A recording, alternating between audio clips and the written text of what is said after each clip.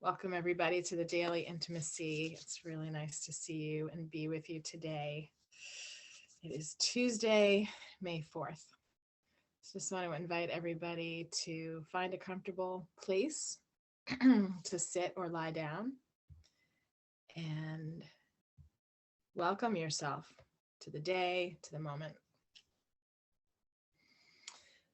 And let's do that welcoming by taking a deep, deep breath into your belly, into your body, and maybe hands on some place of your body that feels like it wants to be welcomed this morning.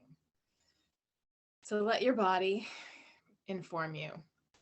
Is it your belly that wants to be welcomed this morning? Is it your hips, your legs, your heart?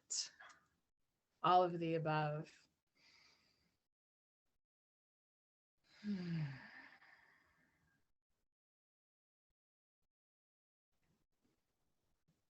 breathing in and making that connection.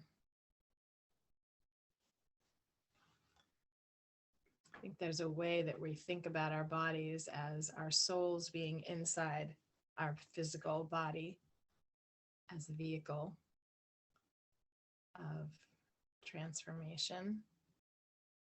And a subtle shift could be thinking about your body inside you.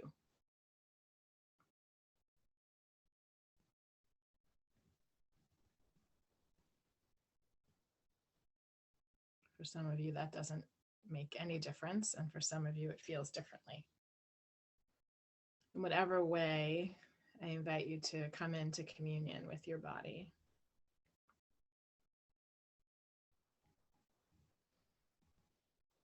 Welcome all of you here, all parts of you.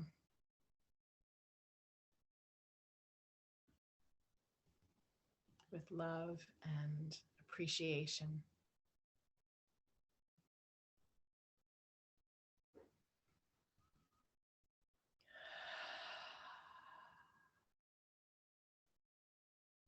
And with love and appreciation, there's also allowance for what is. And I want to invite that quality into the space this morning.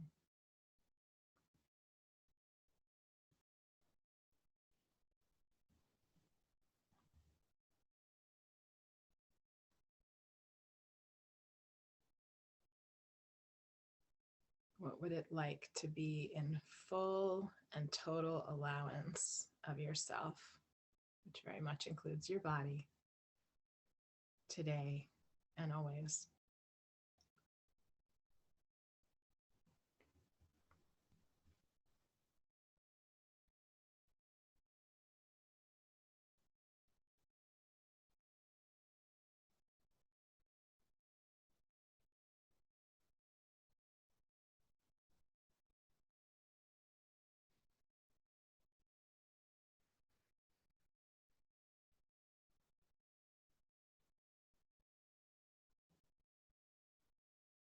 And as you breathe, I invite you to deepen your breath and expand not only forward as your belly expands out, but also behind you.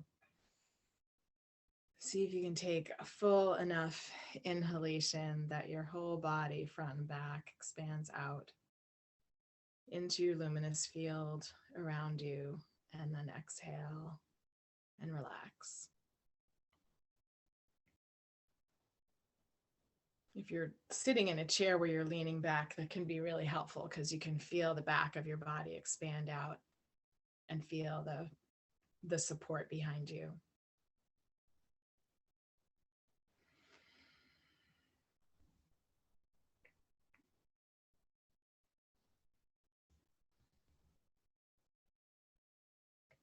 And then nice deep, deep breath. Exhale. And open your eyes and come on back when you're ready. And you might scroll on your Zoom screen and just see who's here. If you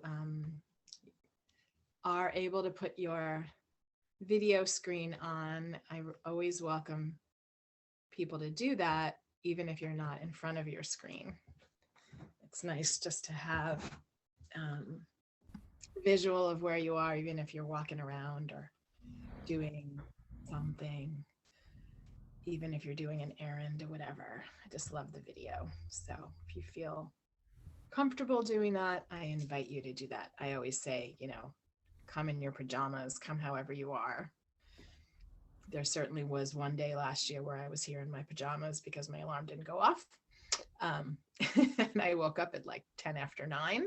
Some of you might remember that moment. I think Mitchell was probably here for that. And I don't know about anybody else, maybe Denise, but yeah, woke up at 9:10. That's really funny. So today we have Monique, who is a colleague of mine in the IFS community. That's Internal Family Systems community. And this is our first time actually seeing each other in the visual. And what Monique doesn't know about me, and what you know about yourself, but what you don't know about me is that when you share on the list, it's very resonant for me. And, I always expect this, certainly love, because I always feel that from you, in your words and your presence on that list, but also a perspective that I also hold in my life and practices that I also do. And I appreciate always your courage in sharing just very openly your experiences and what you know and your perception and perceptions. So when I put this out to the list to see if anybody wanted to come and you said yes, I was like, all right, perfect. So it's a perfect match for us, I will say. So yeah, so welcome. There might be more details you want to share about yourself, but I think just your presence, your energy, and what you're bringing today, I'm looking forward to having some experiences with you, and whatever that may be for today. So welcome, Monique. Thanks for being here. Well, thank you. I am touched by your introduction. I'm going to cry. Crying totally is welcome always. Crying is a good thing. Remember, what was it? Free to be you and me? Yes. Oh my gosh, I can't believe you just said that. I was just, oh my goodness. Okay, finish your sentence. That's amazing because that has But been mine this it's all weekend. right to cry. I'm not going to sing because that's not one of my talents. But anyway, so thank you so much for having me. And I'd like to piggyback on this beautiful meditation that you did because in the shamanic tradition, we always start with a grounding. So I will do a little bit of a shamanic grounding, at least from the tradition. So the tradition that I come from is South American, mostly from Ecuador. Most of my teachers are from Ecuador. A couple of my teachers were from Brazil, but my main teachers have been from Ecuador, where I go 2 or 3 times a year and take people, and Wow. it's a beautiful thing. Yeah. So if you're interested in joining me on any of these trips, just let me know. I also do a shamanic psychotherapy training that happens periodically, and it's a 6-week training. Anyway, enough. Wow. Cool. So um, I use my drum because I love it. And it's particular, it feels important. This drum was made for me by one of my dear friends, Ruben, who makes drums. That's what he does. And so there's a particular coherence between the two of us, the drum and me. So I invite you to, again, get comfortable. If you want to lie down, lie down. And we're going to do a very short journey.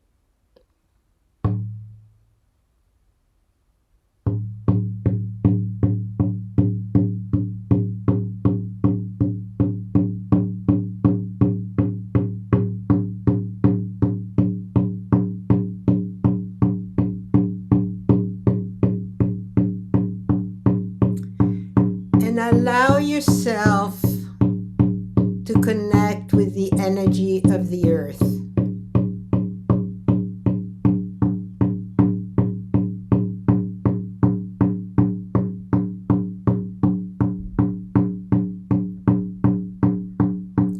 Deep,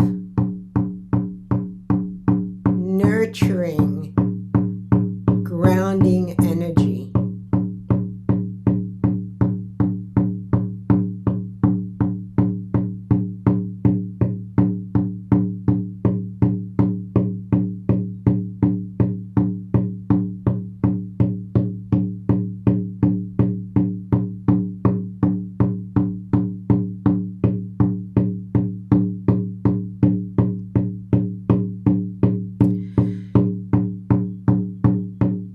Allow yourself to connect with the energy of water.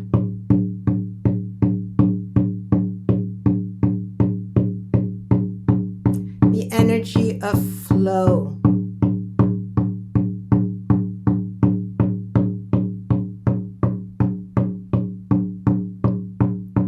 Of your blood.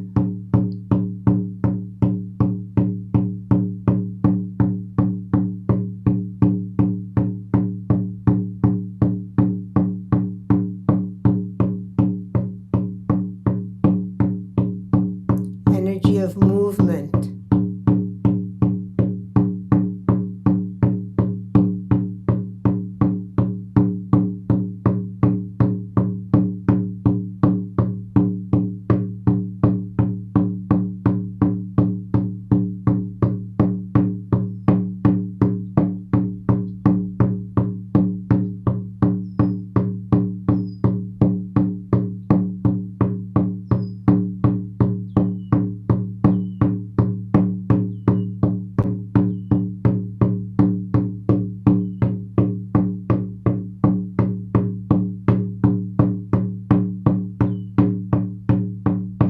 And let yourself connect with the energy of air.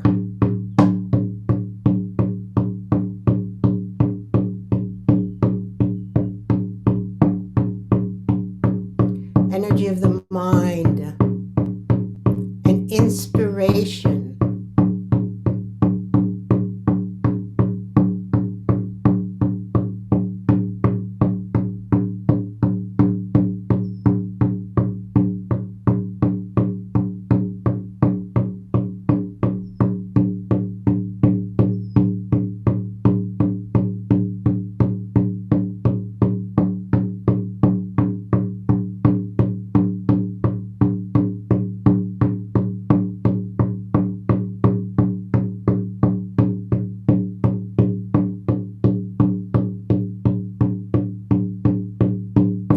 And let yourself connect with the energy of fire.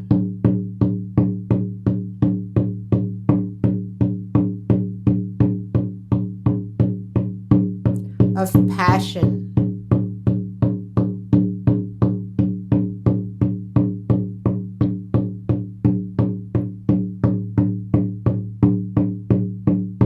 The energy that moves us forward.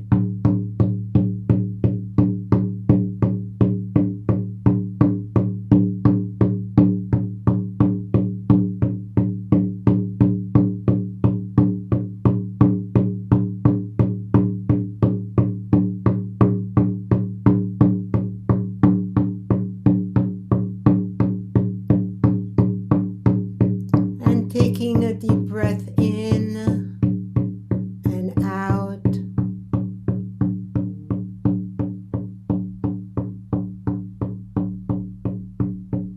Feeling your physical body on whatever surface you happen to be.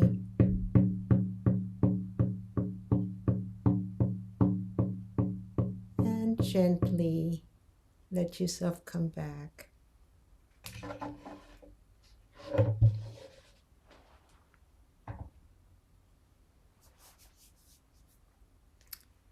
So,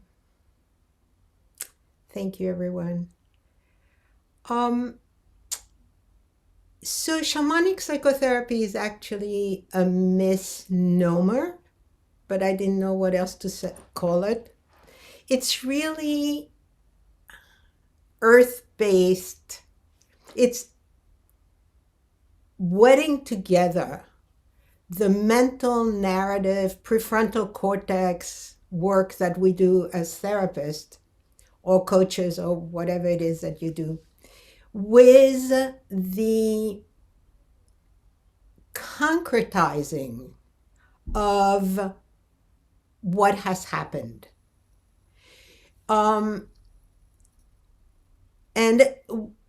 when I've worked with the shamans, with the medicine people, it's all about making things very concrete. So really a better way of calling it would be embodied earth-based practices, but that's too long. So shamanic is like, and shaman, by the way, is a made-up word. There, it actually comes from Michael Harner, who went around the world visiting medicine people. And he met from, I believe, Siberia, and they call them their the medicine people shamans. And then it became like like Kleenex describes all tissue paper. So shaman describe, but in Ecuador, the mamitas are one kind of healers, and the curanderas are another kind, and the yachaka are another kind. So the shaman is kind of like one of those catch-all. So how this applies to us, because I am not a shaman, I do practice shamanic practices. But how does that apply to our modern world? And particularly to those of us who are coaches or therapists. And so what I have found is by including very practical, embodied practices into the therapeutic process, it helps my clients carry forward and embody the work that we've talked about. One of the reasons, so I'm a recovered psychoanalyst, and the reason psychoanalysis doesn't work, in my opinion, is that you stay in your head. So people understand themselves perfectly, but nothing changes. So, for example, I use bath. Shamans, the medicine people that I work with in Ecuador use bath a lot. And I always, and people say, well, I live in New York City and I don't have a bathtub. But their idea of a bath, the first time I went, I thought, oh, I'm going to take a bath. But no, they take a bucket and dump it over your head. That's a bath. So traditionally, water has been connected with the energy of cleansing, the energy of flow. And baths are particularly good for people who have suffered any kind of physical abuse. So there are two baths. So I'm just going to give you a few examples of how I work. And feel free to interrupt me and ask questions, because I do better in Q&As than I do on lectures.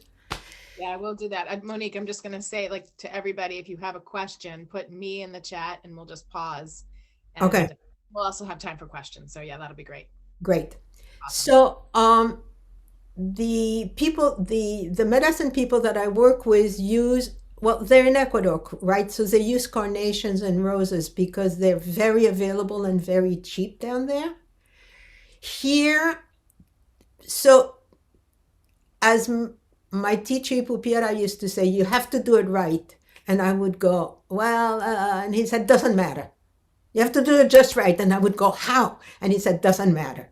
It's the intention that matters. It's the energy that you bring to the practice that matters more than doing it just right. So there are 3 baths that I use pretty consistently, and I actually offer to my clients that they do it on their own. I've been known to do it for them, but that's rare. The first bath is a letting go bath. And so they use red and white carnations, but you can use also cider vinegar is very good. And you light a candle and burn some incense, all the nice things. And as you rub your body with the flowers, you ask that any energy of your perpetrator be removed from your physical, emotional, and mental bodies.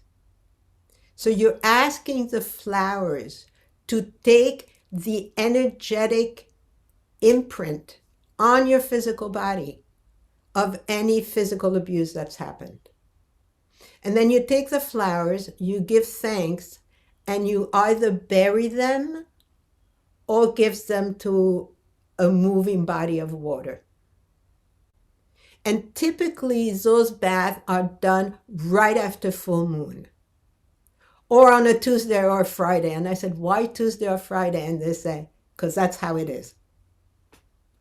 Okay? That's the answer to a lot of my questions. Why do you do this? Because that's how we do it. Okay? So bath, and then right after new moon, and that's true for men and women, you do another bath, and they use pink roses. And again, you take the flowers and you rub them all over your body, regaining your own body. So this is my body, my beautiful body, my pure body, whatever feels appropriate to you to say. So it's reclaiming your own pure body. And again, you take the flowers and bury them or give them to the waters. Now, what's interesting is many of the practices are used for both letting go and bringing in. What makes it different is the intention. The medicine people that I work with work a lot with intention. Intention. So the baths are beautiful things. The other thing, one of the practices that I like is to use a lot of rocks. And so this is about letting go and bringing in, but usually about letting go. Like if you work with somebody who has a lot of resentment or in IFS hasn't burdened themselves or whatever, or if there's a lot of burdens, I have them collect rocks and literally carry them in a backpack or a basket for like a day or so. And then again, bury them or give them to a moving water. So you're engaging the physical body in the discharge, in the completion of what has been done with the mental body. So burying is a big one. I was working with a woman a bunch of years ago who had had an abortion like 40 years earlier. But it still felt incomplete. And so what we did is that she went out and bought a few things that to her represented the lost child. And we went into the woods and buried them. And then she planted some seeds. So there's a giving, there's a letting go and a bringing in, a letting go and a bringing in. So it's always complementary. You're not just shedding, you're always shedding. So for example, when you throw the rocks in water, which is a little bit like tashlik if you're Jewish, You then take the water and you kind of bring it into yourself in gratitude for the service of the water and for bringing the cleansing, bringing back to yourself. So fire both warms and destroys, right? It's an energy of creation. It's also an energy of destruction. So making a fire, we often tell our clients to write things down and then, go and burn it and allow the energy of air to mix with the energy of fire to, and you can do it for bringing in. So letting go or bringing in the fire into yourself, and it's great if you can make a fire, but you can use a candle. It doesn't have to be a big fire, right? So using the elements to concretize, to make, to embody whatever it is that the work, that the verbal, that the narrative work that we've done comes back. The other thing, so earth, water, and again, one of the things that I have in my little book, what is it called? Meditations and ceremonies for healing. I give all these ideas. And really, we are not pretending to be shamans. I am not pretending to be a medicine woman.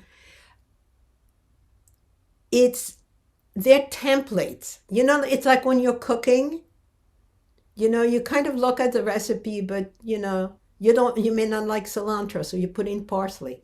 So it's really about working with what feels right to you, but more importantly, what feels right to your client, the person that you're offering it to. And if you're doing it for yourself, or what works for you, right? So it's these ceremonies, some of them are very prescribed that the medicine people do, but that's not my purview. It's offering the concepts, the ideas, and then tweaking it to meet the needs and the beliefs and the cosmology of the person that you're working with. So somehow I ended up with a bunch of Asian clients, and I always offer that they create an ancestor altar and that they feed the altar. If they're Christians, I offer that they light some candles in the way that their tradition. So it's using this overarching idea of embodiment and ceremony and tweaking it to meet the particular cosmology of the person that you're working with. Or to explore what would work for that particular person, what would work for me. It may not be this. And I often ask people to go back into their own ancestry to find out what were the ceremonies and rituals that have been lost over the years. And people are finding this really amazing. So again, it's about embodying and concretizing. The other thing is I ran out of them, but I use these cloth dolls, the little tiny little dolls. I get them in Ecuador, but I heard somebody told me you can get them on the internet. Of course. And when I'm doing inner child work, I often suggest that when I have them, I just give it to my clients, but that they go and get one of those little dolls. Now, they're kind of like raggedy dolls, but they now sell them that are just, they don't have any accoutrements. So they're like just plain. And so you get that doll and you get to clothe it, decorate it, in what, and that represents your inner child. And you carry this doll with you for 21 days, all the time. If you're working, it's near on your desk. I have clients who keep them in their pocketbook. You sleep with it and you keep talking to it as if, because that is part of reclaiming your own inner child in a very concrete way. I have a client who bought a stuffed animal. I mean, it doesn't matter. You know, Ipu used to say this all the time. You have to do it right. Nah, it doesn't matter. So it's really working with your client to find the right way for them. And I had an amazing experience with the doll. I was working with a client who has an eating disorder and couldn't figure out, you know, we did all the psycho whatever and nothing worked. And we thought, well, maybe it's a lineage, nothing. So I said, well, go get a doll and see what happens, because it's an early childhood thing. So actually I sent her the doll. And I said, you need to spend all your time, you need to spend all this time with your doll. And it became an absolute breakthrough where she realized that she was born in very poor circumstances and there wasn't enough food and she had no access. Her mother couldn't lactate. They were very poor. There wasn't enough formula. All that came flooding through in that when she started holding that baby. So it can also work as a memory trigger, as a so, you know, and I use the little dolls because that's what Tati told me to do, and but it works. So really use whatever works. The other thing that I find really helpful is to do timelines. So this is very good for both legacy burdens and just for personal burdens. And again, I invite people to use natural elements. So go get a stick, not from Home Depot, although if you have to go to Home Depot, go to Home Depot.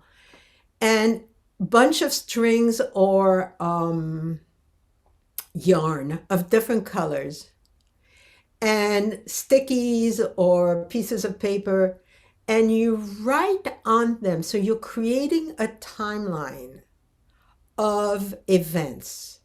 So there could be a timeline of all the ways, you know, I'm a trauma therapist, of all the times in which you were abused.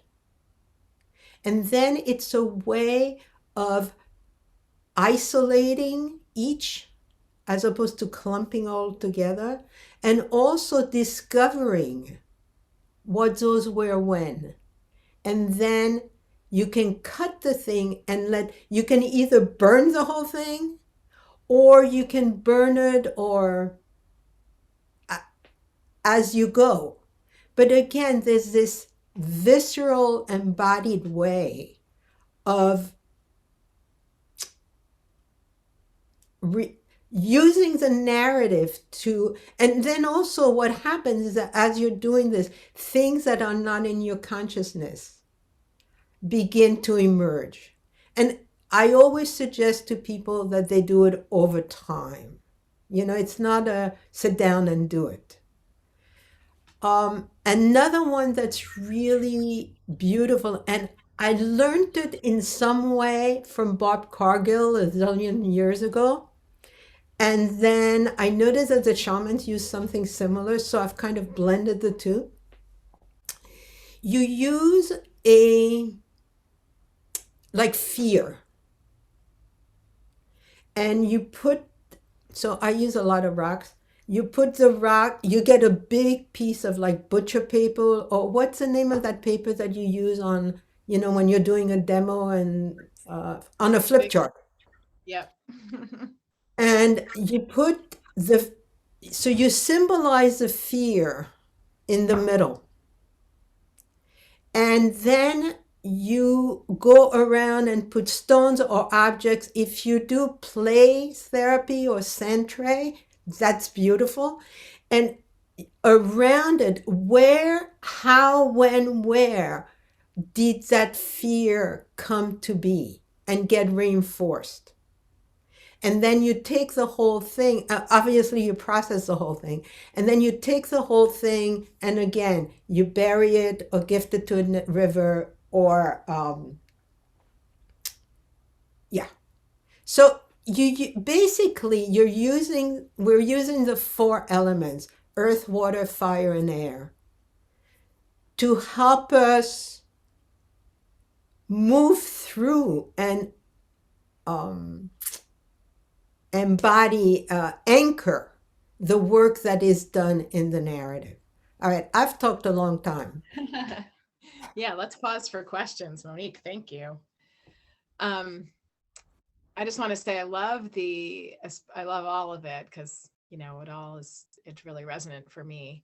I really love the stick and yarn and stickies. I have couples I work with do a timeline of events, in their relationship where there was something significant that happened. And I usually have them just do it on a piece of paper. But I love this idea of doing it with really the elements, the stick and yarn and maybe even some stones. Anyway, thank you for that. You're welcome. Thank you. Yeah. So any questions? I mean, there are some people on here who work with clients and there are other people on this call who do not. And of course, we can do any of these things for ourselves when we're ready to do something to let go of something we've been holding. The other thing that I like to do, I'm sorry, is when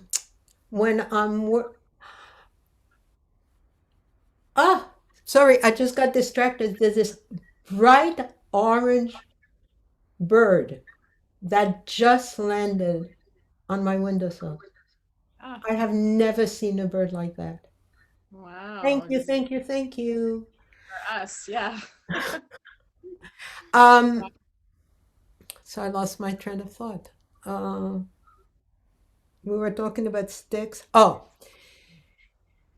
when, we are such a repressed culture in so many ways. And when I'm working with clients who have a lot of rage or anger that's bottled up, I have two main things that I offer, but be creative.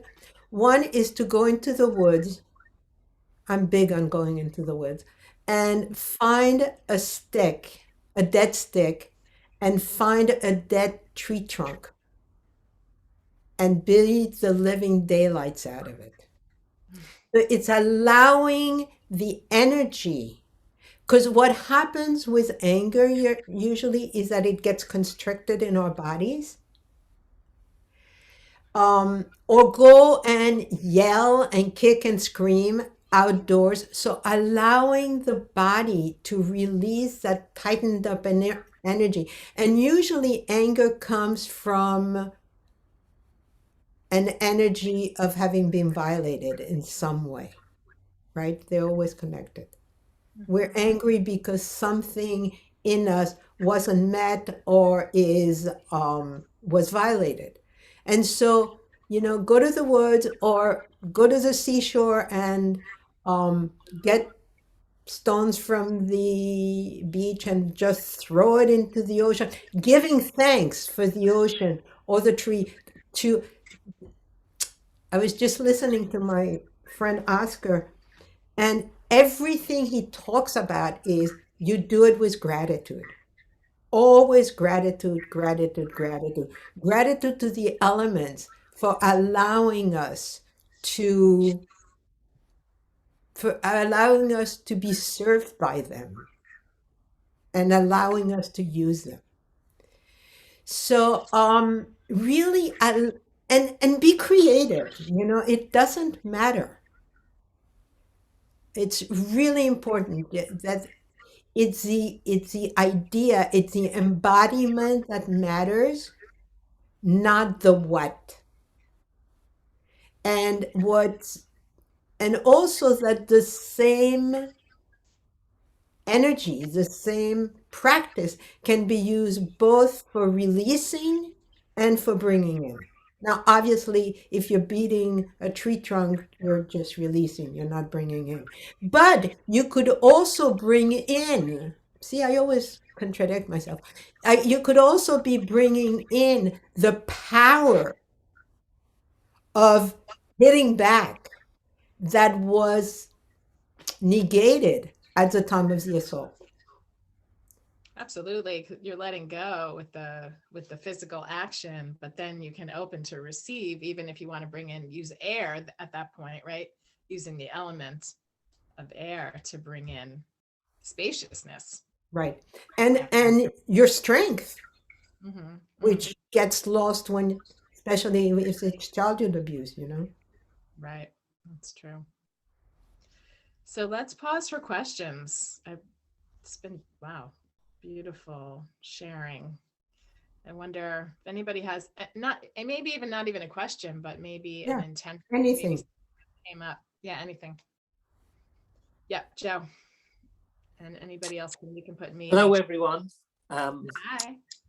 Monique, I have a couple of questions. Just first ones that's on the top of my head are the 3 different types of shaman. Do they work on 3 different levels, whether it's mental, physical, or spiritual, we'll say, or what makes them different in a sense? I think part of it is their lineage. Okay. Some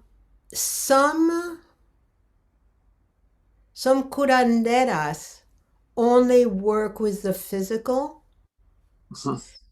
but most work like with on all 3 levels. Yeah. Okay.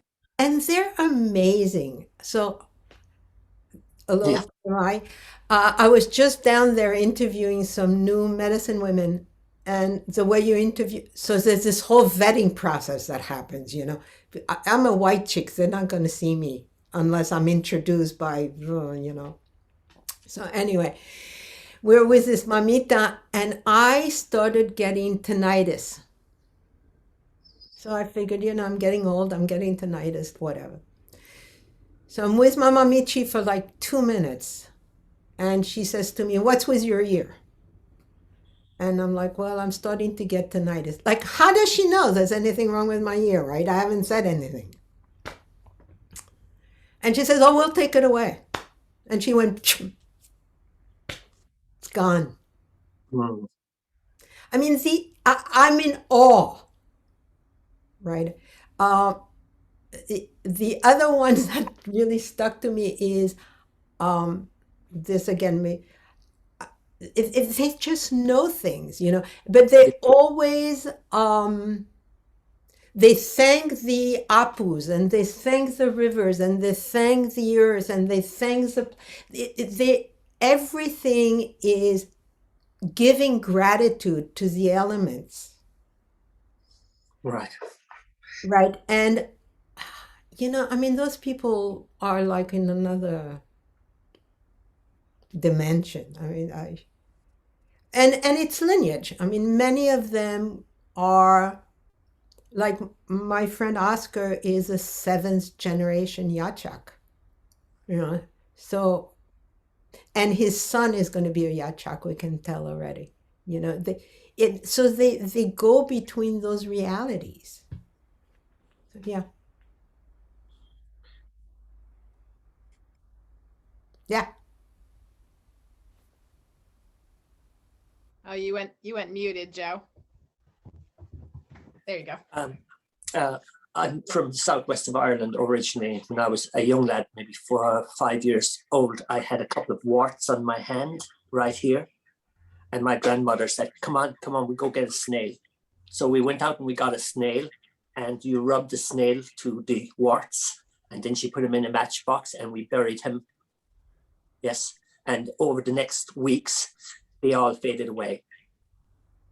Wow. So I think it's not only old hurts or anything like that, but maybe also with physical wounds, or if you're carrying something that you feel.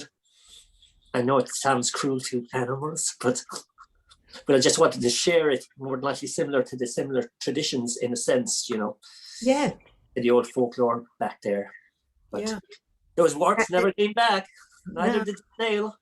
Yeah, I mean they use plants, and the one thing that I really don't like is that they use guinea pigs for diagnoses. So they rub a guinea pig all over your body, and then they do a dissection, and they do a complete physical. Yeah, it's kind of gross. Guinea pigs. Wow. But they are there was a woman who came. I don't do it very often because there's only so many times I can deal with it. But on one of my trips, there was this woman who had the guinea pig thing, and the medicine woman said to her,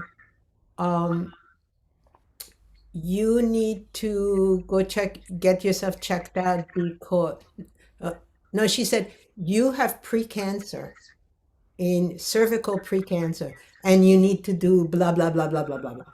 And sure enough, she had been diagnosed by her American doctor. So it showed up in the guinea pig.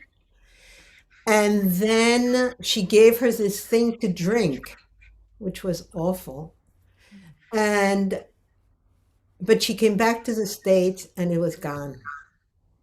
And her doctor said, after 3 years of watching this precancer thing, said, oh, we must have misdiagnosed it. Of course. Of course.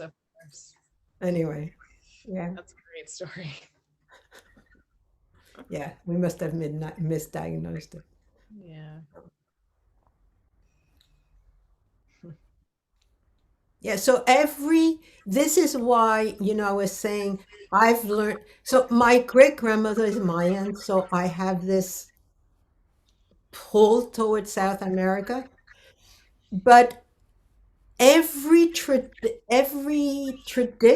every lineage has its own ceremonies, its own knowing, its own way, of using the elements. And so what's happened in our Western world is that we've forgotten. And I think that a lot of what I've learned and what I try to teach is to remember, like people will say, oh, like Joe just said, oh, I remember my grandmother, or, things like that.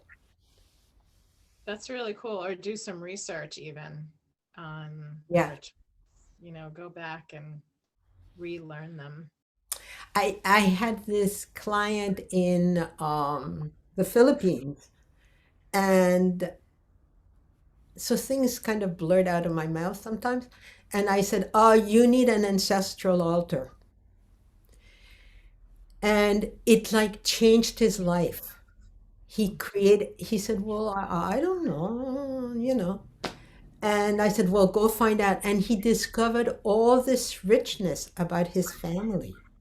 And that was so healing for him.